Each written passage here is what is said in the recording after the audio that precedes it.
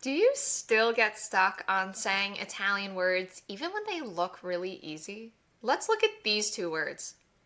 Can you say them correctly? They have completely different meanings, but if you don't know the rules for emphasis and stress when speaking Italian, then you might get them confused. In today's video, I'm going to show you my #1 trick to get your Italian pronunciation that much better. Mi chiamo Maria, and I help native English speakers become conversational and confident in Italian so they can build meaningful connections in Italy and with others that speak Italian. I do this all inside my program for beginners called the Italian Toolkit, but the #1 place to start is with your pronunciation. Pronunciation is a really important thing to master, or at least try to get down pat as best you can coming from English, since it can literally change the meaning of words in Italian. And since you want to be understood when you go to Italy as best you can, I have a free pronunciation guide with practice words and phrases and all the tricky sounds. I'll leave the link for that in the description below so you can check it out.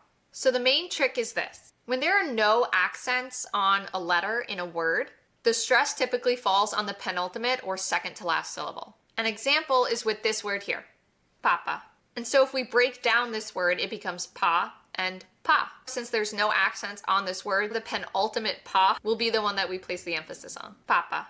Now if we look at this word, which has an accent on the final letter, the stress is indicated by that accent. So this one's pronounced papa. So when any word has an accent, that's where the stress and the emphasis has to go. It's very easy to forget exactly how to pronounce these words in Italian coming from English.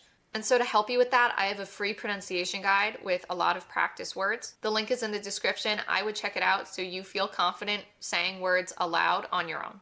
Let's look at some more words. You might have also noticed that the word for and in Italian is e, and then the word for is e.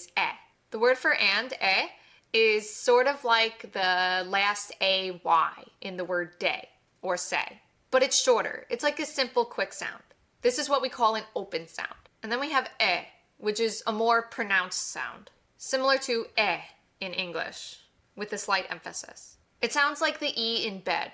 So bed, e. This is a closed sound. So to practice this, and it's really fun and silly, I would say them together. So I always go just as many times as you can. So let's look at this with some words. Here we have these. Do you know how to say these? They both mean where, but this one means where is. This is pronounced dove. Remember, since there's no accent on the word, the stress falls on the penultimate syllable, dove. Whereas in this word, we have an accent on the e. So that tells me that that's where the stress is going to go. And this sounds like dove. So they look really similar, but the pronunciation is totally different. Dove and dove. Let's look at another pair of similar words. Here we have cose. Just like before, the stress falls on the penultimate syllable, and why? Because there's no accent on the word. So this is cose.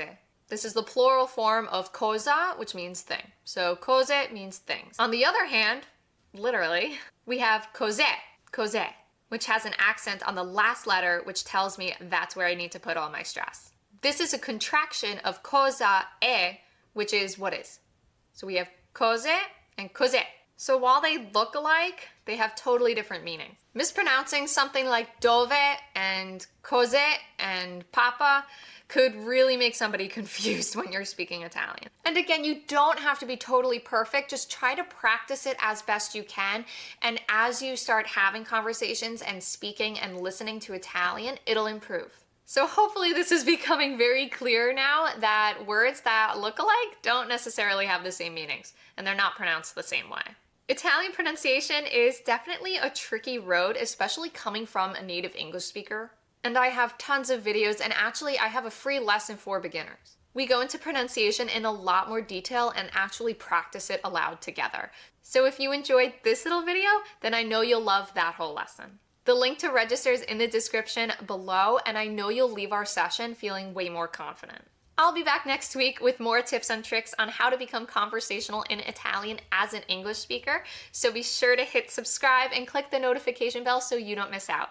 And if you want to keep going and watch my next video, you can right here. Alla prossima! Ciao!